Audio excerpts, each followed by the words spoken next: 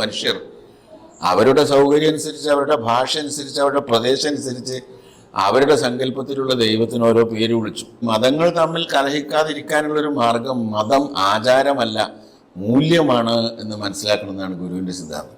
അല്ല, നിൻ തിരുമൈ വിട്ട് അകലാത്ത ചിന്തയും ഒരിക്കലും നിന്നെ വിസ്മരിക്കാനുള്ള ഒരു സാഹചര്യം ഉണ്ടാകില്ല. അപ്പം ദൈവം എന്ന് പറഞ്ഞ ആ ഏകനായ ദൈവത്തെ പല പേരുകളിൽ വിളിച്ചാലും ആ ദൈവത്തിന് പല പേരുകളും ഒരേ മതത്തിൽ തന്നെ ഉണ്ട്. ഇസ്ലാമിൽ തന്നെ ഏതാണ്ട് 99 പേരൊക്കെ ദൈവത്തിനെ വിളിക്കും.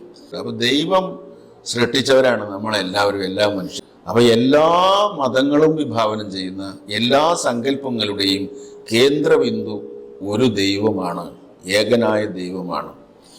ആ ദൈവം വെളിച്ചമാകുന്നു, ആ ദൈവം സ്നേഹമാകുന്നു, ആ ദൈവം ജ്ഞാനമാകുന്നു, ആ ദൈവം ശക്തിയാകുന്നു, ആ ദൈവം ആനന്ദമാകുന്നു. ഇങ്ങനെ ഒരുപാട് സവിശേഷതകൾ ആ ദൈവത്തിനെ പറ്റി നമുക്ക് പറയാൻ പറ്റും. ഇപ്പോൾ ചെറുപ്പകാലത്ത് കുട്ടികളെ പഠിപ്പിക്കുമ്പോൾ ദൈവം എന്താണെന്ന് മനസ്സിലാക്കി കൊടുക്കാൻ വേണ്ടി ചിലപ്പോൾ പറയാറുണ്ട്, ദൈവത്തിന് കണ്ണില്ല, ദൈവത്തിന് കാതില്ല, ദൈവത്തിന് രൂപമില്ല, നിരാകാരനാണ്. അപ്പോൾ ആ ദൈവത്തിന് കണ്ണും കാതും ഒന്നുമില്ലാതെ കാണുന്നവനും, കാതില്ലാതെ കേൾക്കുന്നവനും, കണ്ണില്ലാതെ കാണുന്നവനും. വാസ്തവത്തിൽ ദൈവം എന്ന് പറഞ്ഞാൽ എല്ലാ അറിവുകളുടെയും പ്രഭാവ കേന്ദ്രം ദൈവമാണ്. ദൈവം തന്നെയാണ് വെളിച്ചം. ദൈവം വെളിച്ചം ആകുന്നു, അവനിൽ ഇരുട്ട് ഒട്ടുമില്ല എന്ന് ബൈബിളിന്റെ പഴയ നിയമത്തിലുണ്ട്.